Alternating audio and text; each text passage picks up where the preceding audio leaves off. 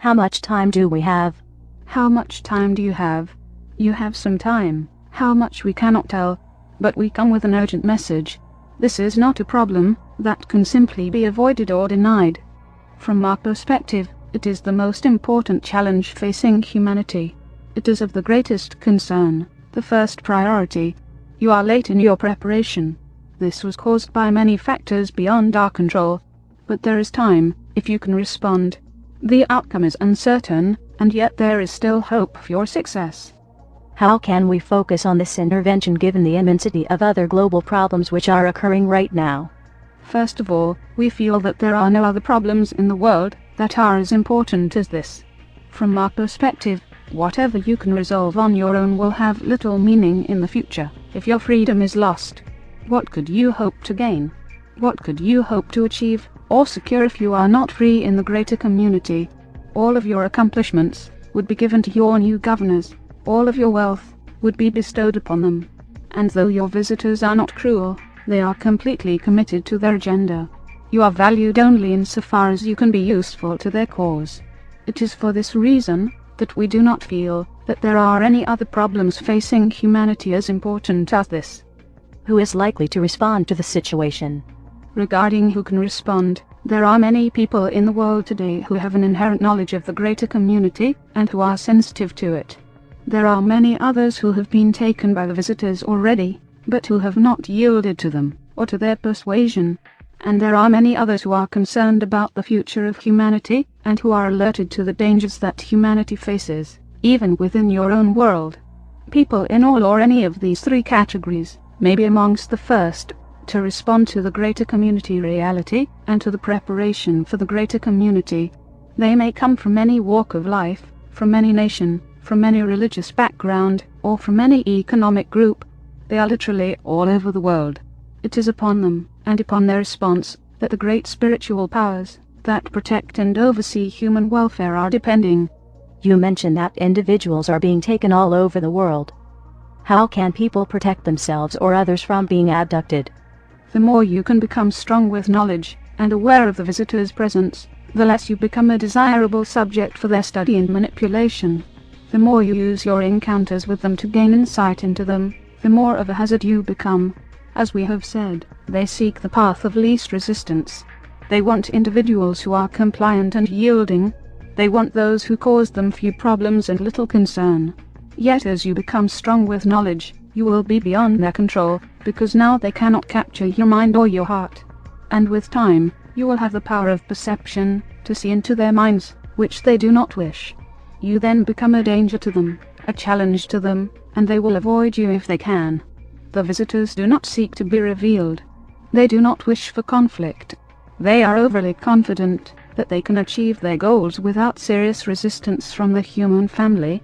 But once such resistance is mounted, once the power of knowledge awakens in the individual, then the visitors are facing a much more formidable obstacle.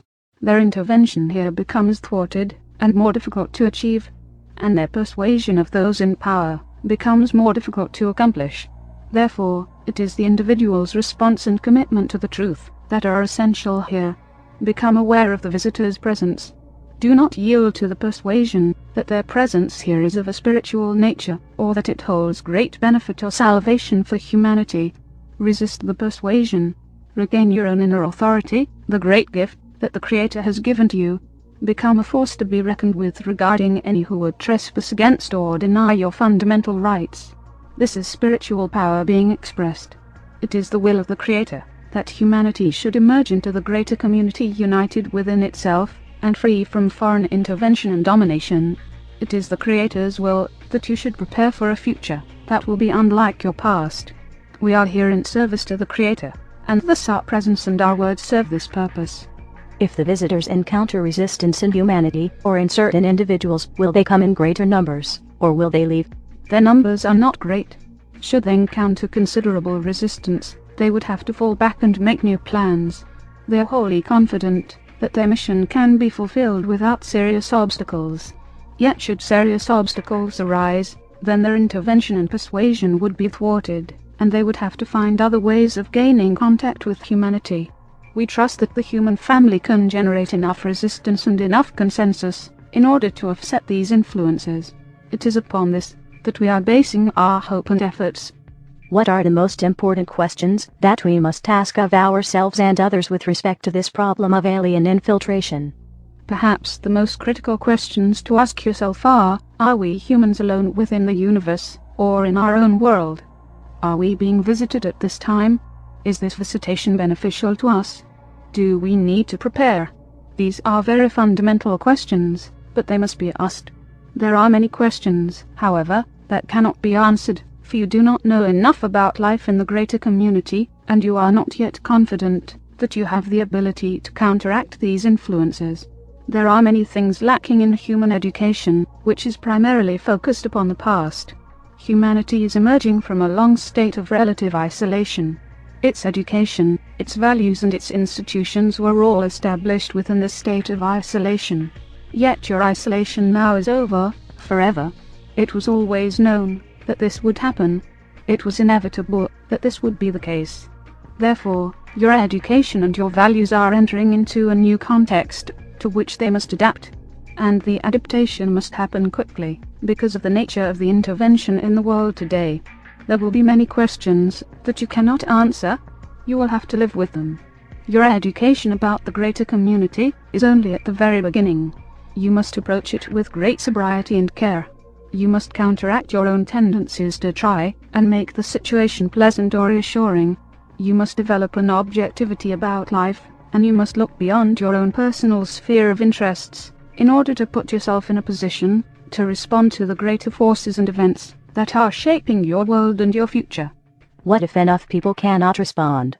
We are confident that enough people can respond and begin their greater education about life in the greater community, in order to give promise and hope to the human family.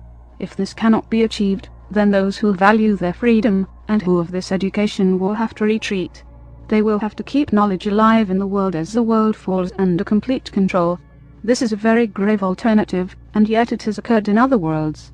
The journey back to freedom from such a position is quite difficult. We hope that this will not be your fate, and that is why we are here giving you this information. As we have said, there are enough people in the world who can respond to offset the intentions of the visitors, and to thwart their influence on human affairs and human values.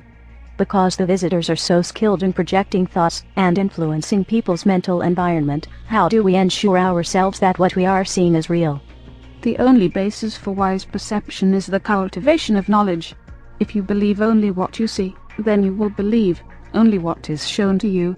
There are many, we are told, that have this perspective. Yet we have learned that the wise everywhere must gain a greater vision and a greater discernment. It is true that your visitors can project images of your saints and of your religious figures. Though this is not practiced often, it certainly can be used in order to evoke commitment and dedication amongst those who are already given to such beliefs. Here your spirituality becomes an area of vulnerability, where wisdom must be used.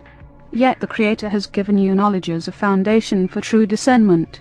You can know what you are seeing, if you ask yourself if it is real. Yet to do this, you must have this foundation, and that is why the teaching in the way of knowledge is so fundamental to learning greater community spirituality.